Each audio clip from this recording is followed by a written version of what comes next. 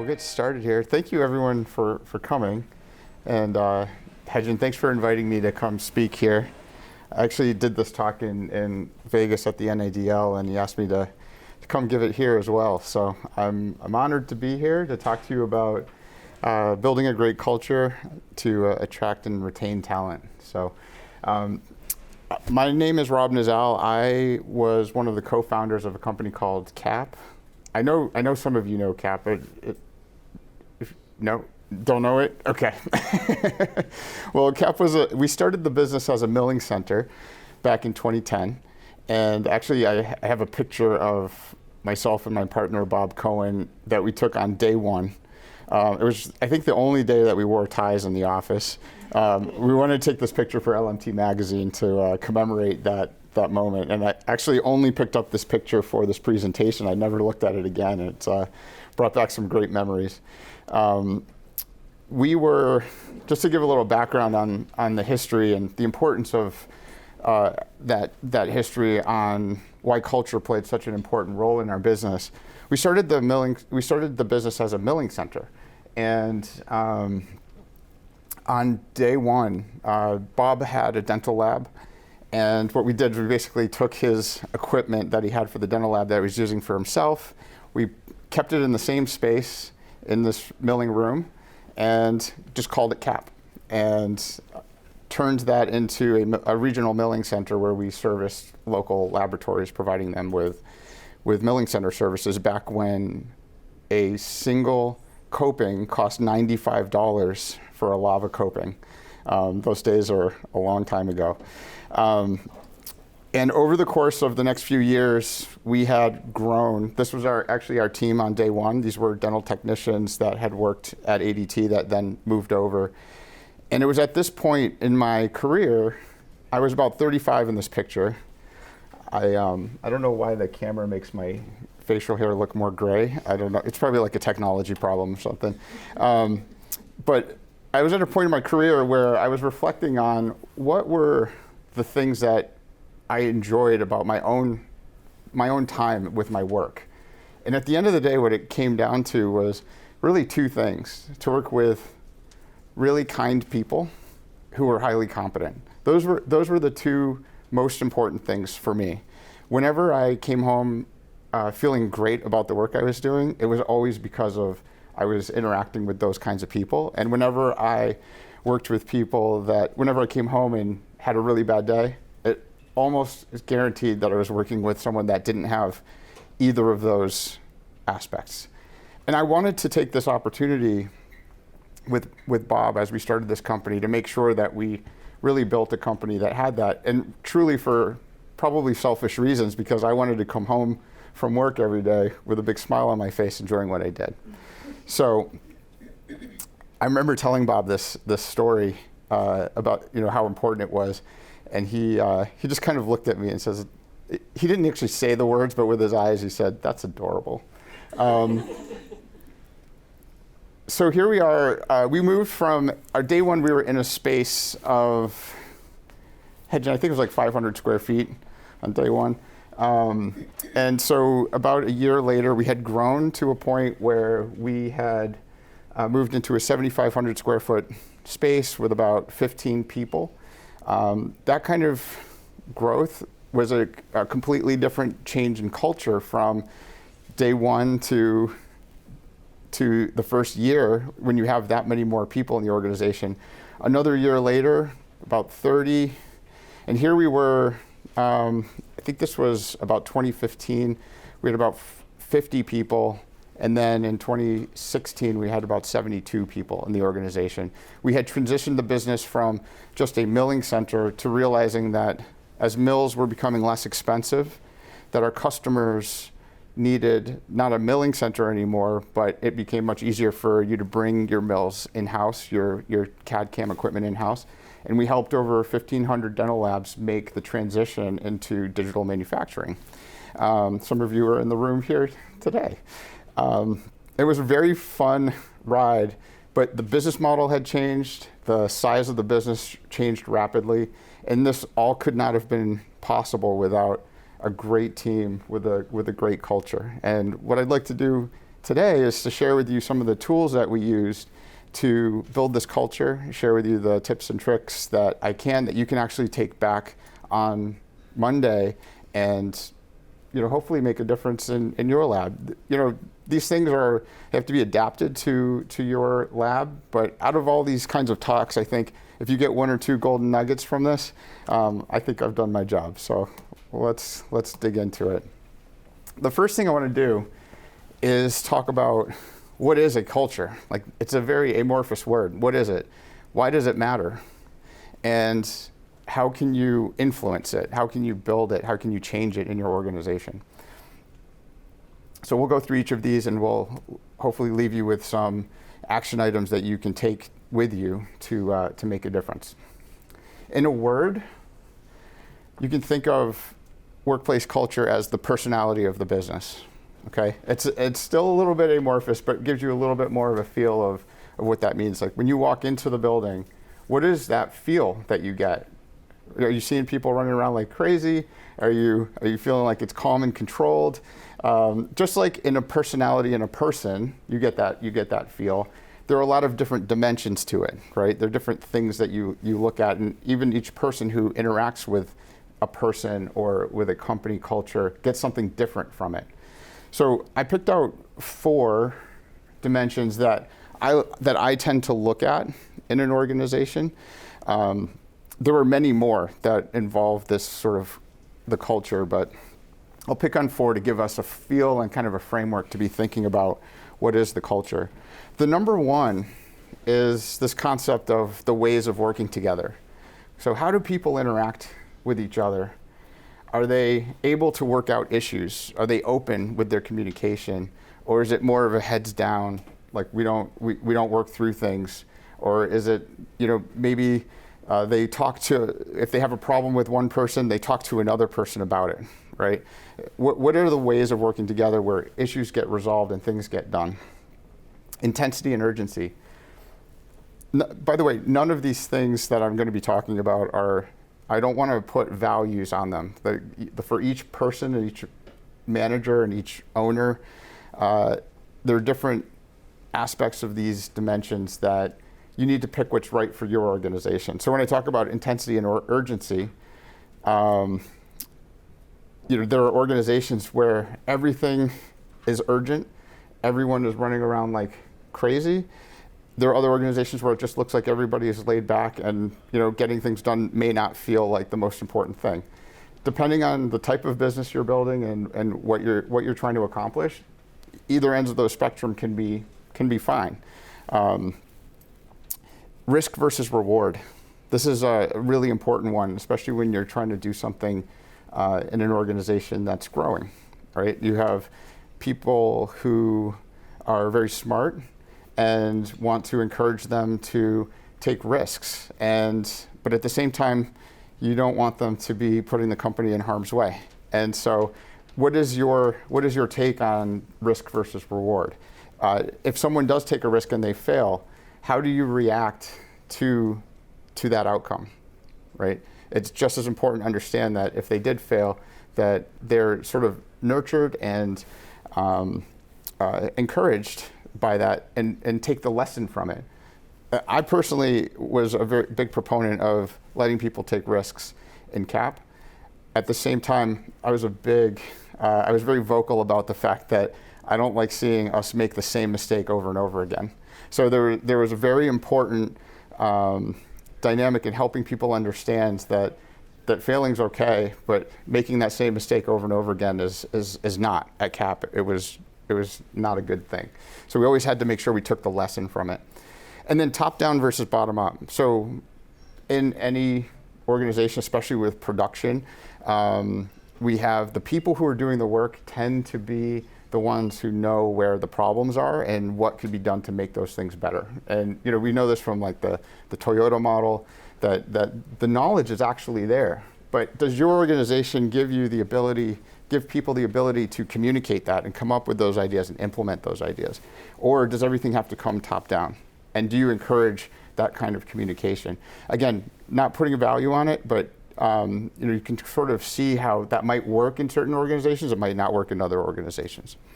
So now that we have kind of a way of looking at culture and the different aspects of it that we can dial up or down, why does it even matter? Right? I mean, culture doesn't show up on your P&L. There's not a line that says culture. It doesn't explicitly show up. I think it's one of the most interesting aspects of business because it's something that you don't really see in business school, and it's something that you don't see on the P&L, and yet it's one of the most silent influencers of your business. So let's just take, for example, a virtuous cycle of culture, one that is considered, healthy or good. Okay. What ends up happening is you have these great people who are able to attract other great people to the company. Okay. Birds of a feather flock together. So that when you have those wonderful people, they're great sources of recruiting others. A great culture will self-correct. So if someone is sort of veering from this positive aspect of the culture, the rest of the organization will heal this aspect of it and help either bring that person up to the standard of the culture of the organization or help push them out. It is an amazing thing when it goes in that direction. Unfortunately, the opposite is also true. We'll talk about the toxic culture in a second. Happy and fulfilled team members will deliver great customer experiences. Has anyone read Delivering Happiness? No? I highly recommend it. It's an awesome book. Its title talks a lot about delivering a great customer experience, but 80% of the book is about the importance of the culture and how to deliver that experience. When your people are happy, they're going to deliver great customer experiences. Has anyone called for technical support or customer service and you got the most miserable person on the phone? Did that make you feel like you wanted to call them back again? No, right? But if you have the person who is like, they are so thrilled to help you and they actually did help you, like you just have a bond with that company because of that great experience. And that's what a great culture will help to create. When the customer has that experience, they come back, right? And because they love working with people they like getting things done and being productive. And then finally, as those customers have great experiences with you, they're going to talk to other customers. In my later talk, we're going to talk about customer acquisition. And you can spend a lot of money on customer acquisition, or you can use referrals as a way to really dramatically reduce your customer acquisition cost. And this investment in culture is probably one of the biggest marketing tools that you can implement without it showing up on your P&L. And this is one of the reasons why. And then finally, when you have all these things working together, it's a wonderful cycle. It's a virtuous cycle that helps to raise the business. When you have all of these things working with great people that you retain, great customers that you retain, these customers want to do more and more business with you, everything just raises. Now let's look at the opposite. But very few cultures are on one extreme of this or on the other, okay? So I'm giving you the extremes to kind of help us understand the impact on our P&L. When the culture is negative, you bring in people, and even if they were, kind of in a neutral place, if they come into an organization where there's a negative culture, they will potentially become unhappy and unproductive.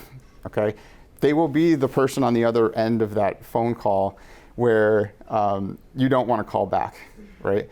And they will make their colleagues miserable. They will make their customers miserable.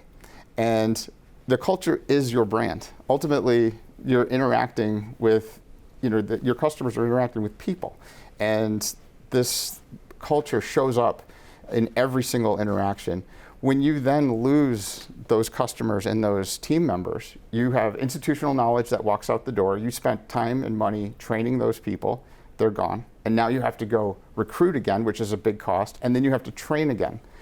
You've also lost customers who walk away with a negative impression, and it becomes negative marketing. So they're now not only not referring people, but they're potentially discouraging people from coming to your business. So this is an extreme. So we all have like experiences and pockets of this in our businesses, and I think it's rare that you have a culture that's exactly this, 100% negative, but you can see flavors of this in any business. So a culture is going to emerge from your business no matter what. Even if you create a new department in your business, there will be a new culture a subculture that will form there. And my philosophy on this is that you might as well take the wheel. You can influence it. It's not something that just happens. You can actually influence it. If you don't influence it, it will just happen. And it will probably not go the direction that you want it to. So you have to really be thoughtful about how you want that to go. In order to do that, the most important thing is to understand, what do people really want? Okay, what do they need to feel fulfilled with their work, right? The number one thing that people look for is that they want to be seen and heard. When most people talk about they're having a bad experience, but employees having bad experience at work, it's because they feel like my manager doesn't listen to me. I have all these ideas and nobody listens to what I say. Now, all this has to be tempered with, there's some people who maybe have some issues with communication and they're not getting their point across, but they think that they're saying that. But for the most part, creating a safe space for people to speak and to vet those ideas and give some feedback about whether that idea fits in the organization, and then actually implementing them if they work, and having a real culture around developing that is really important. Number two is to work for a great manager. I really struggle between the first two as to which one is the top one, because people don't leave companies, they leave managers. Okay, if the other top reason that people will talk about being upset about something at work is because they don't have a great relationship with their manager. And that can be for a number of reasons. A lot of times what I see is that managers get into their position because they're good at the technical role. And then because they're so good at that, they get thought of as, okay, well then they should get the promotion. And they don't necessarily want to be managers, and they're not necessarily skilled to be managers. Really, I personally think that only about 10% of people have the DNA to be great leaders. And if you put someone in that position that isn't really ready for that, and you don't give them the development plan to do that, it's not only going to affect that person, but also all the people that work for them and around them. And then quickly, people want to be able to work on things that align with their career path.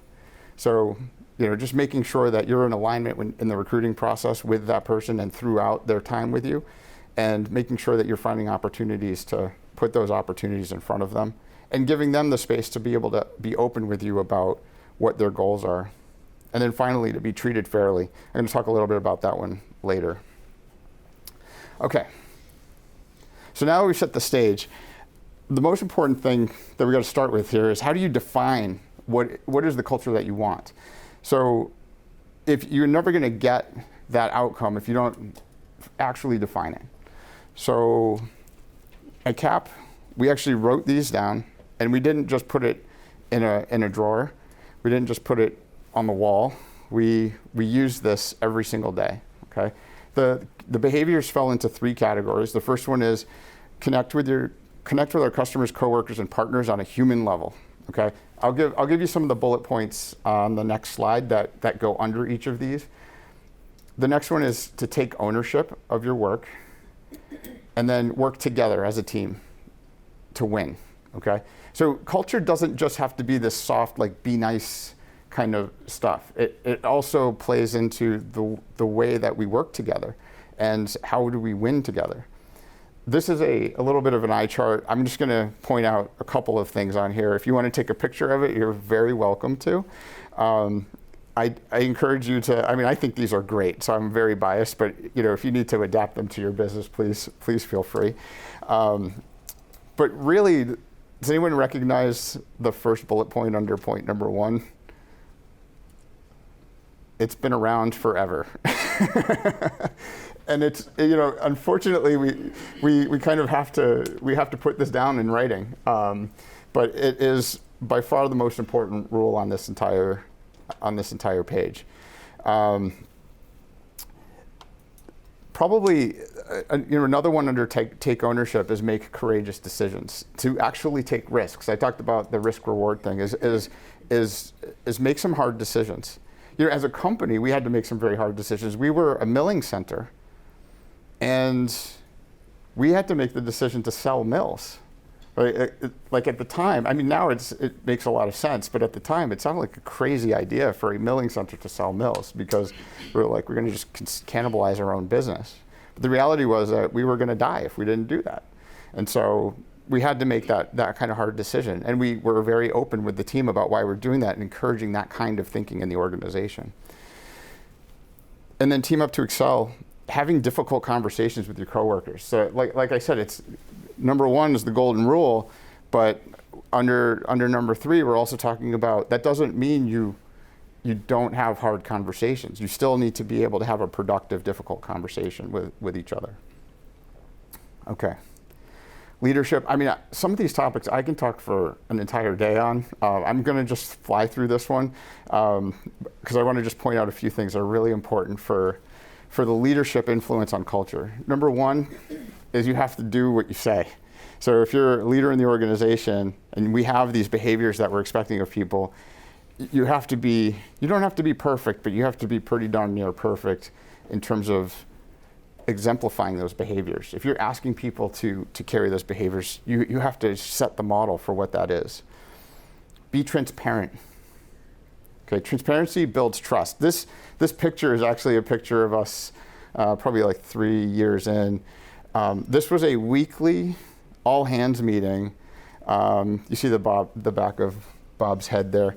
An all hands meeting. It's a somewhat casual meeting, but it was very open. We were very open about everything is going right, everything is going wrong, what our fears, uncertainties, and doubts were across the organization. We also made a point to make sure that, as we went around the room and got people's input on this, and we shared as leaders what our concerns were, we also, made a point to really focus on everything that's going right at the same time, because that can be a pretty negative meeting if that's all you focus on. But this transparency creates trust. Modeling the behaviors creates trust as well, because you're modeling exactly what you're asking for. Starting with why. Has anyone read this book, Start With Why? Yes? I've seen the video. The video is, I was going to say, the video is, if you want to go on YouTube and Google Start With Why TED Talk, I highly recommend. It's probably one of the best 10-minute talks I think I've seen on TED.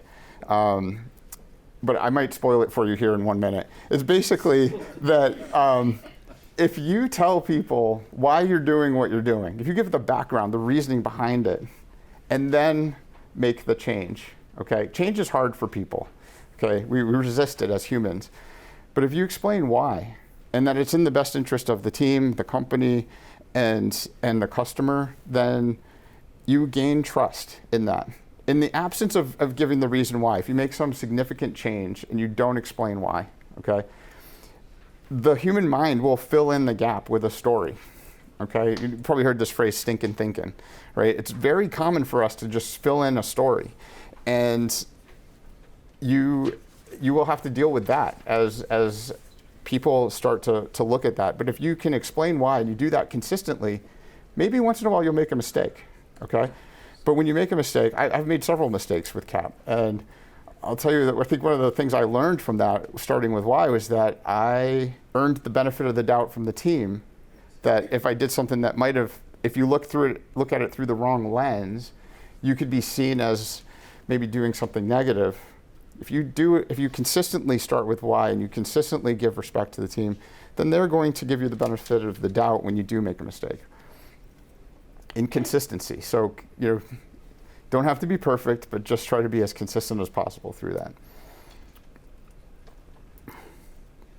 I talked a little bit about training people as managers. We'll talk about development plans later. Okay. All right. In this whole talk, I've got like 20 minutes left. If you take one thing home with you, I think this is the one, okay? This is performance management. How many people do performance management, like annual reviews today? Okay, great. they're not fun. I'll just say that. Even though it was such an important part of our business, taking the time to go do them was always a challenge. But it does. I can tell you, it does pay off. But performance management isn't just the thing that you do once a year. It's also, if you are going to do it once a year, the most important thing is to know that nothing that happens in that review should be a surprise. And if you know that you're going to have this meeting, and you know that it shouldn't be a surprise, it's going to force you to be making sure that no one is surprised by the time that you get to that point, okay? In most companies, performance management is based on what? What's that? Errors? Okay, so in other words, did you do the job you're supposed to do, right? Maybe you're as a technician, you're getting measured on a certain level of production and a certain level of remakes. And other roles, maybe it's hitting certain numbers. In sales, it's hitting certain numbers for sure. At CAP, that was only 50%. For every single person in the organization, 50% was, did you do your job? Okay. The other 50% was, did you meet the behaviors that we expected? So it's actually 50%. We made it such a significant portion of your performance that we used this chart to really drive home the point. So does my mouse show up there? Okay. On this axis here, I can't do this. I gotta on this axis here, this is what most people would call performance management. So you have a set of goals or tasks that you have to accomplish and hit a certain metric, and then you're measured on this. You get a 1, 2, or 3, nice and simple. Okay, did you do your job? Do you need improvement, or did you just knock it out of the park? Okay. Then on the other dimension is, do you match the behaviors? Are you exemplifying the behaviors that we're looking for? Okay, and that is an equal score up the top. Okay. If you want, I should have given you a handout, but if you want to draw this grid, because I could tell you, like, I've noticed that as I walk through these squares, people want to put names in each of these boxes, and I encourage you to do that as we walk through this, because I'm going to spend about 6 or 7 minutes on this. Now, remember that the vertical for us is these behaviors, that bigger sheet that I showed you. I just don't want to give you the eye chart again, is these behaviors. So in order to get an average score, you have to be able to exemplify these behaviors and do your job. Okay, and it kind of ties back to what I said at the beginning. Basically, be kind and be competent, right? Those two things. Let's walk through each of these squares. So someone who scores a 2 on both dimensions, and this should be most people, okay, in your organization. Ultimately, if you're measuring on these dimensions, most people should fall in this box. To get up in the exceptional areas, you have to be truly exceptional. It's okay to be average on this chart, because you want to hold the team to a very high bar, so that this is what we would call a solid team member. Okay, and you can probably right now start thinking about the people in your team that fall in that box, right? The other boxes are much more fun to talk about. So, whoops, wrong way.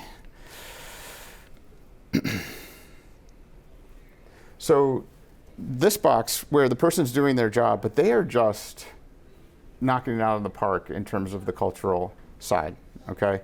Just the nicest person. Everyone around them does better when they're around this person. They're just a true treasure for the organization, okay? They act as a role model. Like, people look up to them in the organization. Same thing on this aspect, right? This is someone who is exemplifying the behaviors, but in this side, they're one of those, in software we have this concept of we call them a 10x developer, right? Like somebody who can write code 10 times faster than anyone else. They're just incredibly productive. I've had people in the milling center that are, maybe 10 is a little bit too much because you start to have quality issues, but in the milling center you might have someone like 2-3 times more productive than others and just knock it out of the park every time. These are also wonderful people to have in the organization. They're very rare. Like these, I would say that probably 2/3 of your people will end up in this box, and very few will be on these two. This one, and a team of 72 people, I'd say we had probably 2 people in the unicorn box, right? This is just amazing. This is where you want everyone to go, okay? And when you're having these development conversations, this kind of tool gives you a framework for here's the direction I want us to focus on for this next year, right?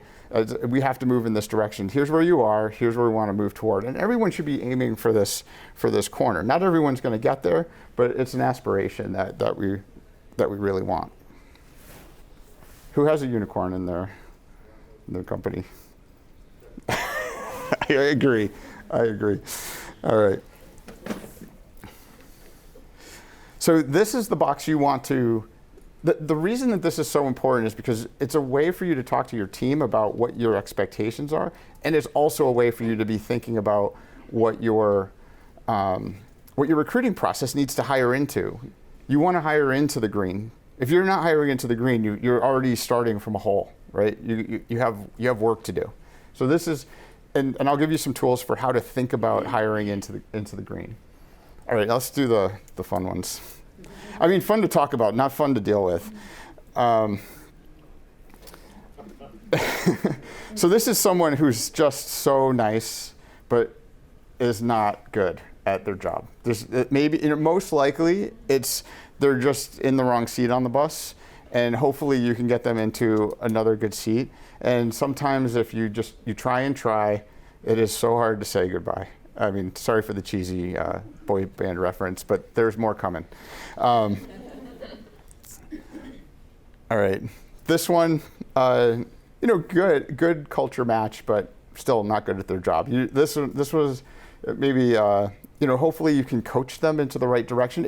I will say it's easier to move to the right on this chart than it is to move up. Changing behavior is a challenge. It can be done. I'll talk about an example of that, but moving to the right is doable. But hopefully, if you can coach them and give them the tools to grow, then that would be great. I know a lot of us don't have the time to do the training, but it could be worthy investment on someone like that. This one you should never have in your company, and we have sometimes interviewing is it's a process where you are spending a few hours with someone to try to figure out if you want to have this long-term commitment with them. And sometimes, people are good at hiding stuff during the interview process, and then they show up and you're like, are you the same person I met? That will slip through, but try to find ways to filter that out of your recruiting process. This one's just very difficult. Someone who's good at their job, but just is kind of a jerk to everyone around them. And this, I think that one place that this is very impactful on is that it not only affects them, it affects everyone around them. So other people's productivity drops, their engagement drops, and their ability to service customers drops. And it really costs you more than just that person. It's a really hard thing to let go of. This is absolutely the hardest situation, okay? Who has ever had one of these? Yes. Okay, you know what the word means. It's very difficult, and these are, moving up is probably one of the more challenging aspects of this. But with a tool like this, if you can help people, because sometimes people say, well, I'm doing everything awesome, so I am doing a great job. But with a tool like this, if you help your team understand that behavior is just as important, they start to realize that they're in the red. This is not a good place to be at this business. If there are other companies that want that, then maybe that's a better fit for them. Now, I've been in situations where I've lost this person at one point because I had a hard time letting them go because they're so productive. I can tell you that every time this has happened, it hurt a lot at first, and then it worked out way better at the end. Okay. So I encourage you to make some difficult, initially I always use coaching to try to move up, but if it doesn't work, this person can't hold you hostage, okay? So there, if you want to take a picture, that's the one to take a picture of. Again, we want to be hiring into the green.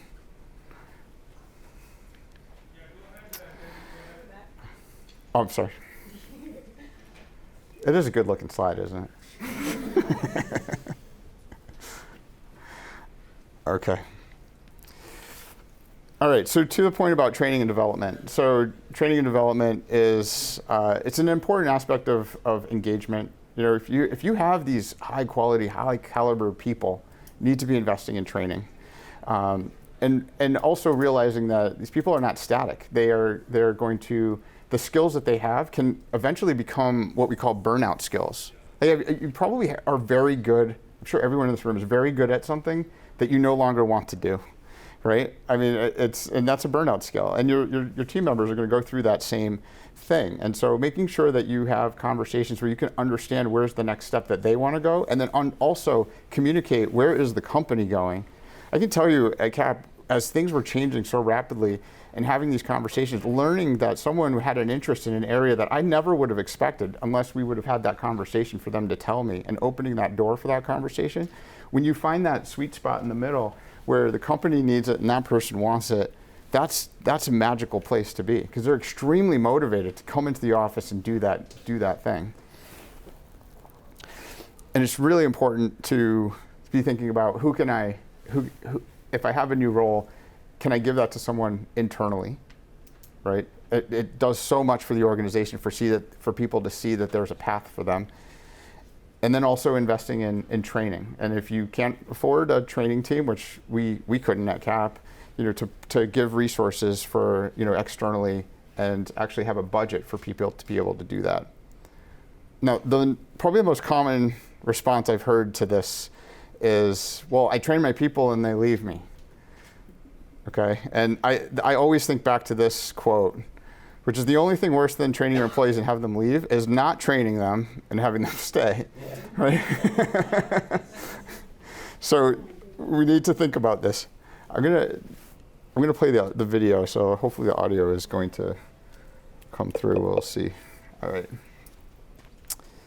So then finally, also through managing all of this, one of the most important things is making sure you're treating people fairly. In this climate, I know we're trying to get people to come work for us.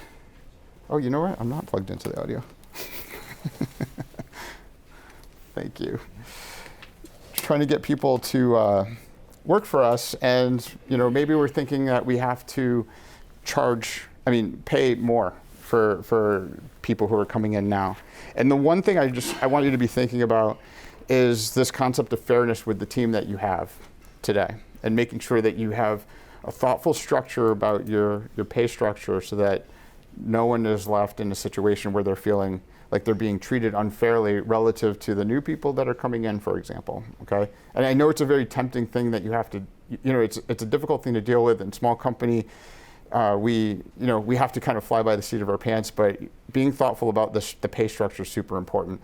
The reason I'm about to show you a video that I saw a very long time ago, and it is imprinted on my brain about how important fairness is. It's ingrained to me to treat people fairly, but this one really drove it home, and I want to share it with you.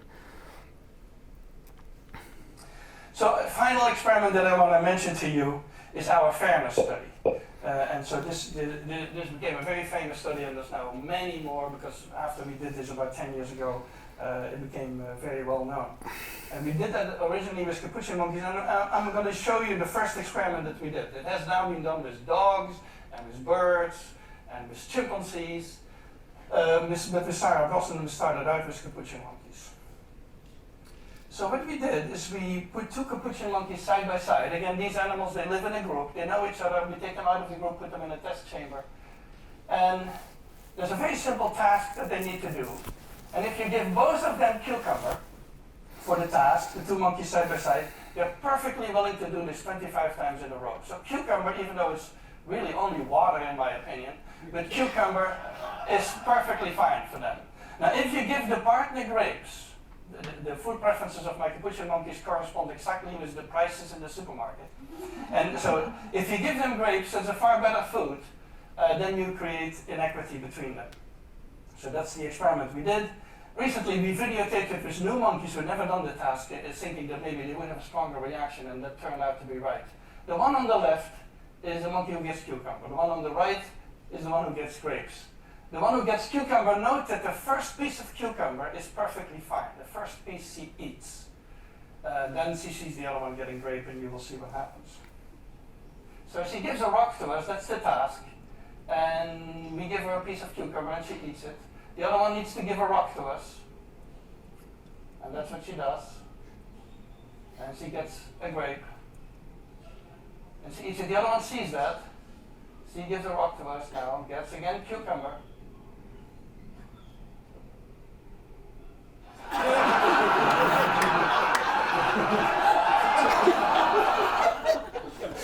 Oh, who is that?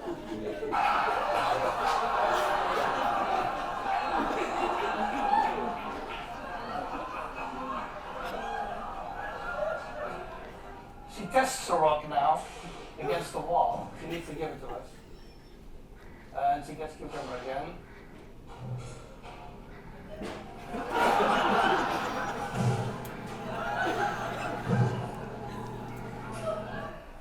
So this is basically the Wall Street protest that you see here. So I want to be clear. I don't think about our people as monkeys, but it is so deeply ingrained in us that fairness, it hits very deeply. And so I make this point very much to drive home the idea that we have to be very thoughtful about fairness with our team. Okay. All right. So then recruiting. So I want to talk a little bit about a recruiting process that we used in a lot of small businesses and even large businesses. I think sometimes the recruiting process can be very lightweight, and trying to get a warm body in the door I know it's a challenge these days. But I think this is so important to make sure that we're bringing the right people in, and that you have very clear, well-defined process that's very good at vetting the right people. So one of the biggest challenges, especially today, is it's so easy to apply to a job, right? So you have this low employment rate. Low unemployment rate, and this deluge of resumes that are coming in, but yet the quality of them doesn't really match what we're looking for. And so we used tools to try to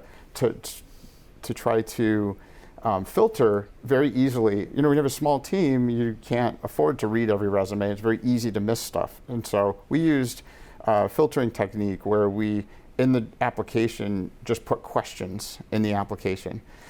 This was mostly useful for people who are working in customer service, any technicians in the milling center, tech support, and logistics. And part of the goal here was, if someone didn't bother to look at these questions and answer these questions, did we think that they were going to read the RX, right?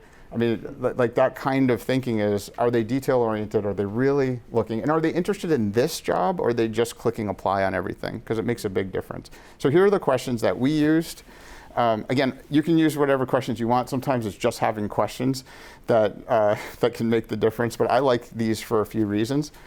The first one is, what is it about our company that interested you in applying? There's a lot that we learned from just asking this question. First of all, 80% of people won't answer the questions. They're immediately wiped out from our recruiting pipeline. Okay. Then the people who do answer, half of them will give answers like, well, because you are 2 miles from my house. That's not a reason to work for us, right? That's not a reason. And it tells me so much about the way that they're thinking about what they're going to bring to the company. When you're in that phase, if you can't even have that perspective of what does this company want to hear, how can you figure out what a customer wants to hear, right? So the answers to these questions are really telling before we even talk to them. an answer I really liked, and I'll never forget. Gentleman answered this question. I went to school for makeup and visual effects. And my favorite thing to make are eyes and teeth. And I see this as an opportunity to make teeth every single day. And I was like, get this guy in here right now. And it was awesome. And he stayed with us for many, many years. So these are really useful questions. I often joke about adding a question about what direction people want to put the toilet paper on, because I think it would filter out some psychopaths. But so here's our recruiting process. You first start with a very good filter for resumes. So that gets you a very small group of people that have made it through that pipeline. Then you do an initial phone screen or video screen these days, and this is just to make sure that everything that showed up in the answers actually seems to check out. Then we have on-site interviews. This is very heavyweight. It's a big burden on the organization. At least five people will meet the candidate, the hiring manager, 3 colleagues, and at the time it was me. And in that process, we use the behavioral interview method, okay? So a lot of time is wasted in an interview asking questions that somebody is just answering yes or no. You have no real way of validating it or even understanding like how that person thinks. And so you can use questions like this, and I have some links that I can provide. I should ask you if we can provide a download or something. We'll talk about that later. Some links, or you can just Google behavioral interviewing techniques. These kinds of questions are very powerful. Tell me about a time you made a major mistake at work. Think about what that person has to convey to you. And that's a story that you can dig into with that person. And you can use what's called the STAR interview model, which I'll show you next, to really dig into those answers, right? Where no one can kind of sugarcoat or fake this, right? You really dig into some of these questions, and somebody has to admit that they made a mistake, talk about what it was, what the impact was, and what the change that they made was to resolve it, and what the outcome was, right? That tells you so much more than how long you've been using 3Shape, right? Of course, you need to make sure that that's there, because that's the technical performance, skill, but that needs to be there. Tell me about a time when you delivered excellent customer experience, excellent customer service. This will tell you if they say something like, a customer called and asked for something, I got it for them. Okay, that's doing your job. I don't call that an excellent customer experience. You want to really know, like, where's their bar for that? Or tell me about a time you disagreed with your boss. How about that? That is a really interesting question. And how did you resolve that? Because conflict resolution is an important aspect of our behaviors. It's called the STAR model. You can also Google this, but this is basically the idea of that you ask about a situation or a task, okay? And then you ask what action they took in that situation, and then what was the outcome, what was the result of that, okay? It's a very different interview model than, these sort of closed-end questions of yes, no, or anything like that. It does not replace the technical skill assessment, though. I want to be clear. This is how we try to drive into that green box and making sure that we have an element that has the behavioral aspect in it. From there, we do a team debrief that very day. So we do 5 interviews. We do a team debrief that very day with all of the interview team members. We go around and we talk about the things that we liked and the things that we were concerned about. The colleagues go first. The manager goes next. And then, I would go, and that's just to make sure that nobody felt like they would, need to agree with the boss or anything like that. And then everyone had to agree that it was okay to move forward with that person. So it had to be unanimous. It makes it very hard. I know in a market where we're talking about it being hard to find people, that these are very onerous types of processes, but it's super important, because when you think about hiring the wrong person and it not working, the cost is incredibly high. Just real quick, where to look for candidates? I definitely recommend looking within first. Also, a lot of times I hear people talking about recruiting and their team doesn't know that they're actually recruiting for the role. So if you, like I said, birds of a feather flock together, those great people want to work with great people. Make sure your team knows you're hiring. Also, offer a referral bonus. People are working hard, going home. They're not necessarily thinking about your recruiting need, but it does help to say it's $500 or $1,000. Next time they're on social media, maybe they'll reach out to someone or put up a post or do something to help your recruiting process. And birds of a feather flock together. Likely they will know other great people. All right.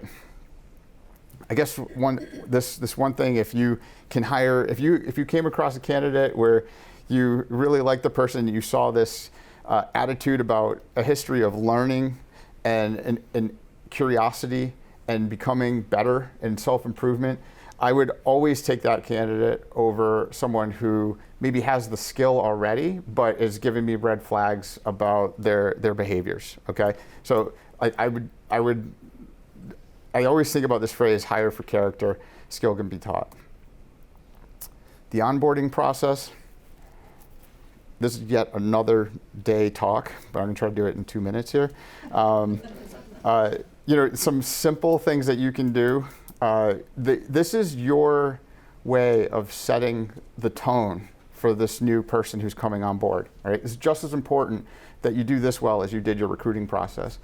I have personally been guilty in other companies and in the early days of CAP of being surprised when someone showed up. Okay, the workspace isn't ready, their email account isn't set up. There's a whole bunch of stuff that we're scrambling. And we're kind of saying to this person, oh yeah, this is kind of how we do things around here. So if you treat customers this way too, it's okay. That's not okay. Okay, so being prepared is super important for the onboarding.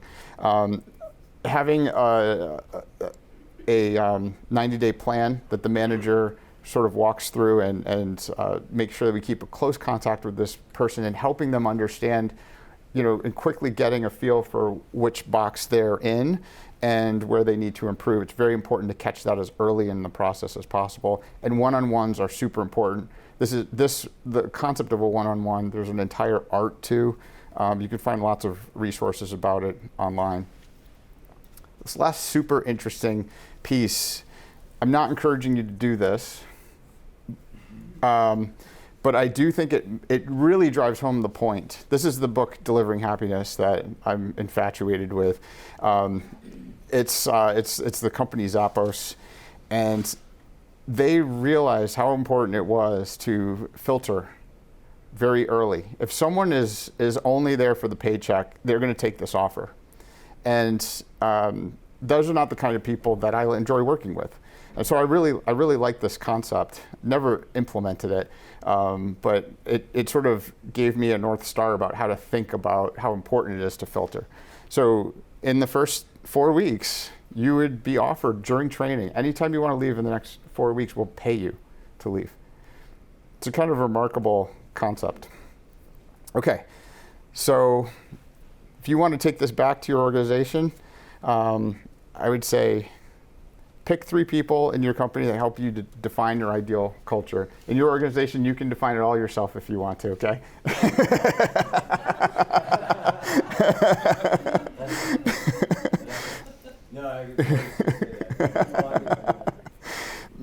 Map your team onto the how and what chart. So I think it's really important for you to have a good sense of where do your people tend to fall. Are they drifting into the bottom or left column, or do you feel pretty good and maybe just need to give them some pointers about where they can improve and give that context.